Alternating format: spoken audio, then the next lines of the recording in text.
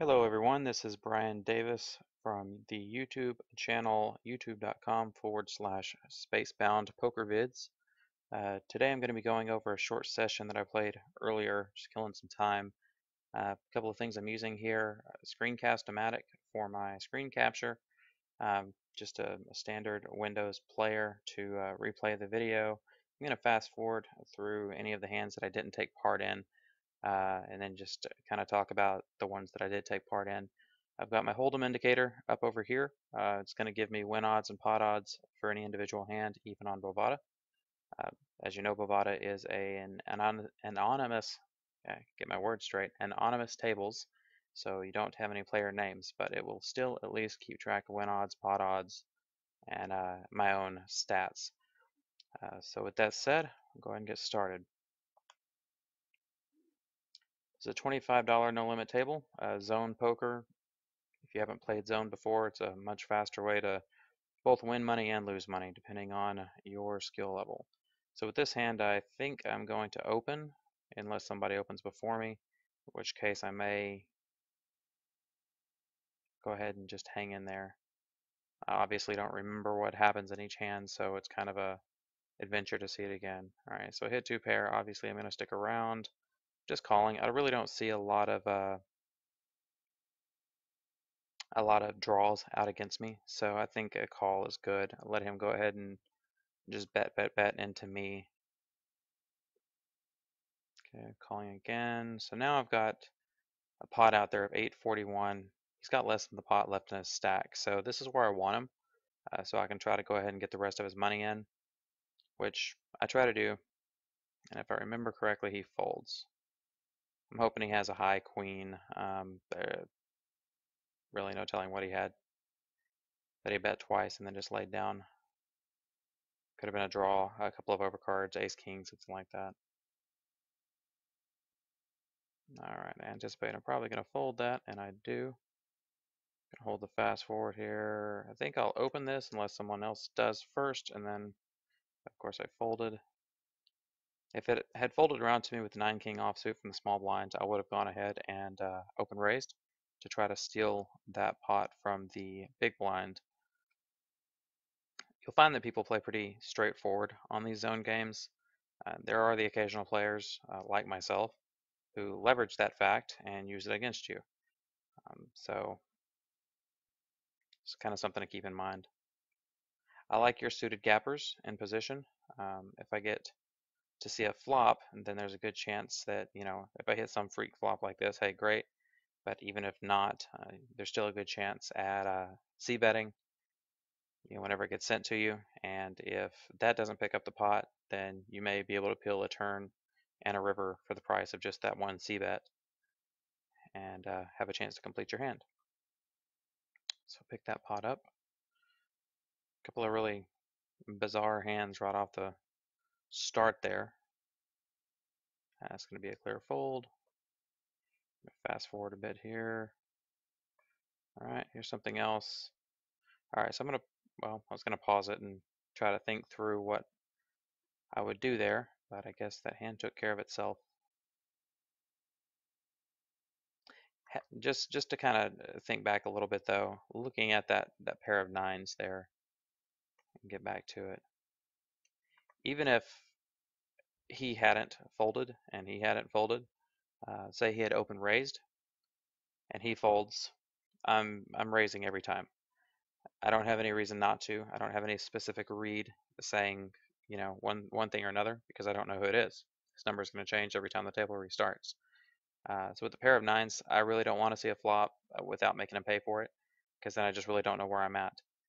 If he opens and he calls, I'm still raising. I'm just going to raise it even more.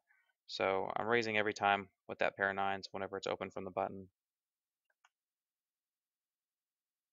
Smaller pairs, I'm more inclined to just call and try to catch a flop and, hopefully hit that set. But something like nines, it has enough value on its own. This here, if it folds around, I anticipate that I'm probably going to open raise it. With this, I see a fold. And I did fold.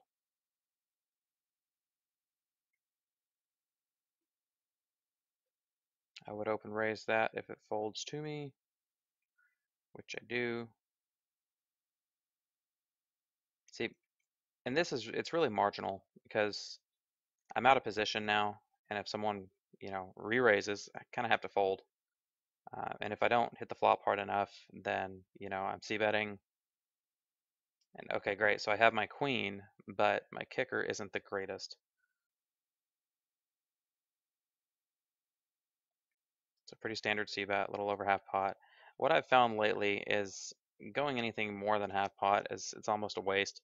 If they're gonna fold, they're gonna fold at half pot, and if they're not, you just really don't want to put a whole bunch of money in.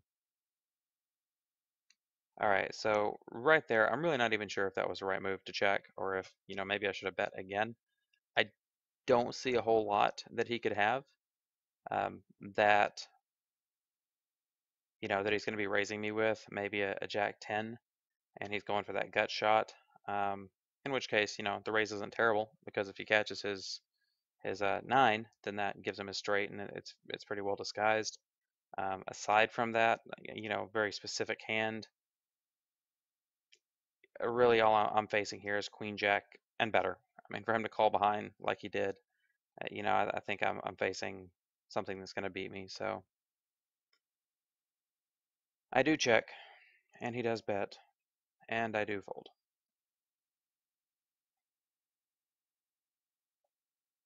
Move forward here. On the button, I'm going to be opening a very wide range. I'm not even really sure what that was back there. Let me back up. Let's see. See if we can drop it back just a little bit. A little bit too far. Yep. Hurry up, fold. Okay, carry on.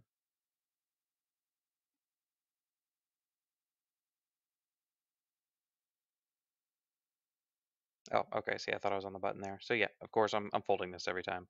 I can't really think of any time I'm even gonna bother opening with this, not even as a steal, because if it just gets flat called, I'm kind of compelled to c-bet, and that is just never really hitting anything worth continuing with. So fast forward.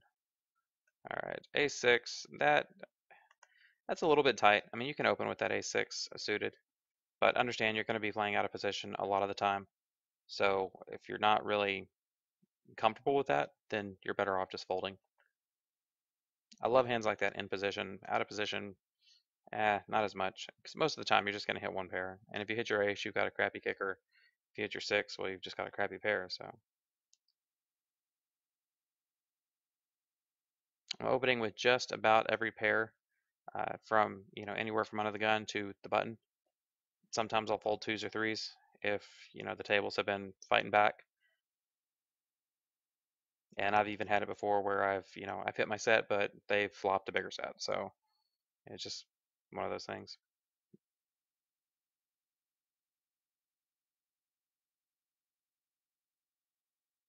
Okay, I see that as a fold, and it was. It's gonna be a fold. All right, so there's one of those like I was just talking about, low pair. But this kind of works in a couple of ways. It's well disguised because nobody's thinking I really have 2s here. So if I had hit my 2, then hey, that looks great. I'm not sure I like the check behind there. I mean, you look at the board, and if I'm betting, then I'm representing either an overpair or a couple of big cards. And if he's suspecting me of a couple of big cards, he may decide to go ahead and push into me. And I do have the straight draw as well as I could catch my 2 to complete the set. That said, if I did catch my 2, well, then I'm out against something like ace 5 or a pair of 5s. So I don't know. It's just a weird spot. Not really too sure that there's a correct move there, although I'm sure there is.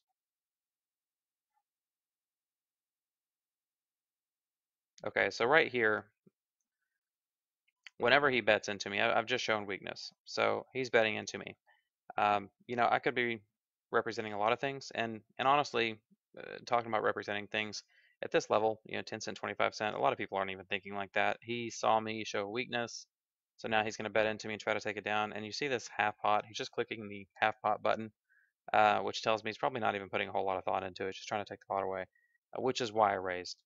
So one of two things is going to happen here. He's either going to call and I'm going to give up on the hand, maybe, I don't know. Most likely, if he calls, I'm giving up on the hand. Um, or he's going to re-raise, in which case it's a clear fold. But if he continues with the hand after I raise, I see no value at all in me sticking around. So I raise. He thinks, he thinks, he thinks, and folds. So I do actually like that that raise there. It might look a little, I don't know, kamikaze, but I really don't think it is. I think it's fine. I like the call here. Raising's really no good. Um, Against someone in early position, if you raise, a lot of times they're just going to re-raise, in which case you just priced yourself out of, trying to see your straight. So he makes it so cheap to call there. I just go ahead and call. I mean, if he has a pair of fours, well, that just sucks. If he has something like ace jack, king jack, which is more likely, um, he's gonna bet more. So with that little bet like that, that's just to me screaming weakness. So now that he sticks around, I have to kind of think about what he might be, working with. Is he on the flush draw? Well, if he is, he's on a backdoor flush draw. Is he on a couple of overcards? Possibly. That's a highly likely situation. I don't think he's got an overpair, but he's got to worry now that, why did I stick around? Did I have the four? If I had the jack, I probably would have raised. So to him, it's probably looking like I've got the four, um, which is why after he checks here,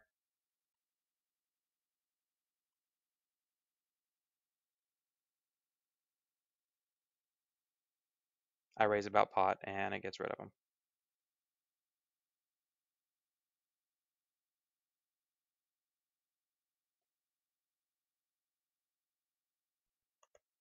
Okay, sorry about that. I had to pause the recording for just a minute.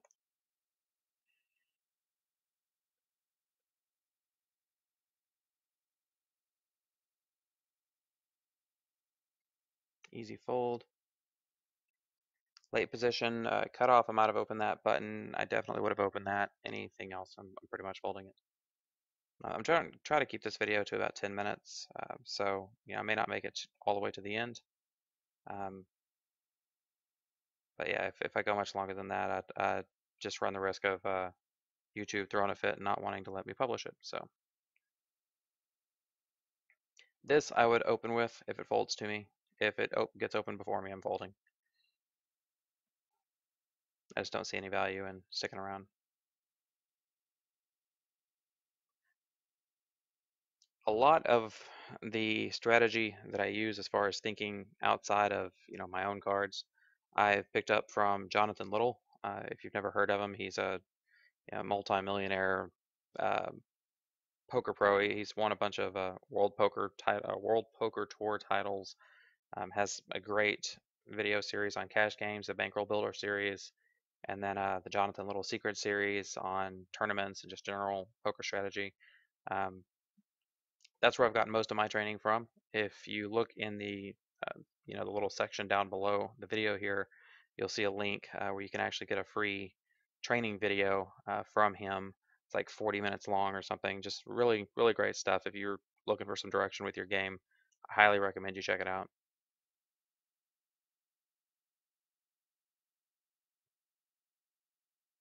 And then the same thing also down below is I've got a link for the Hold'em indicator. It's not just for Bovada. It works on any client I've ever used, Carbon, Lock, Ultimate Bet, way back in the day. Um, on all of those, though, you'll actually have, of course, all of your opponent's stats will be populated as well. There you see down here, it's got my VPIP and my aggression factor, went to showdown, all this. Um, it'll actually have your opponent's names and all of their stats as well. So really useful.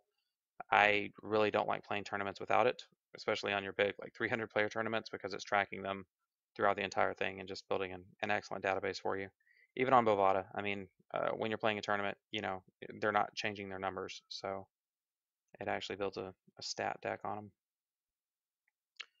right, so I'm just going to real rapidly try to move through the rest. Okay, so I'm going to open with this, get a call. Let's see what else we have out of it. And at this point, you kind of have a snowball.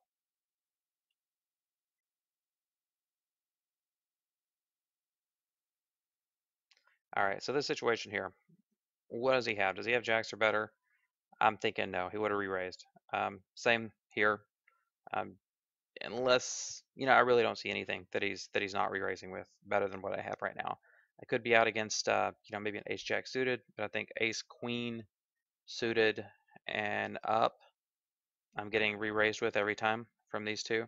So I'm thinking either lower pair or, ace queen offsuit and below from either of these two. Now, as far as this guy, he's just seeing a lot of weakness. Well, I'm seeing a couple of things. He's got a short stack, which tells me he's not playing very well, because if he was, he'd be keeping his stack up. Even if you get chipped down, top your stack off so that you're always playing with strength. You really don't want to be playing with a short stack like that unless you're playing a proper short stack strategy. And given that he didn't just shove there, I'm thinking he's probably not. So I don't really put a whole lot of stock into this raise. So if I remember this, I probably just ship it in here.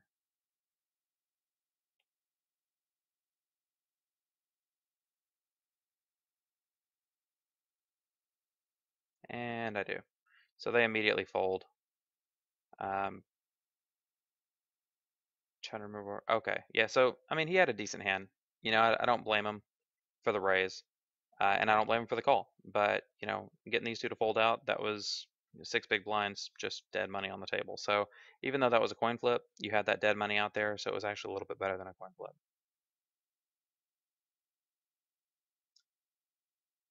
And the video is just about done.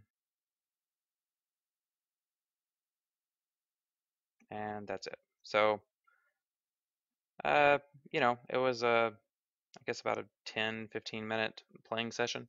12 minutes maybe it was. Anyway, not a bad playing session. Picked up $15, which isn't a whole heck of a lot, but that's 60 big blinds, which isn't bad. So great games, the zone games.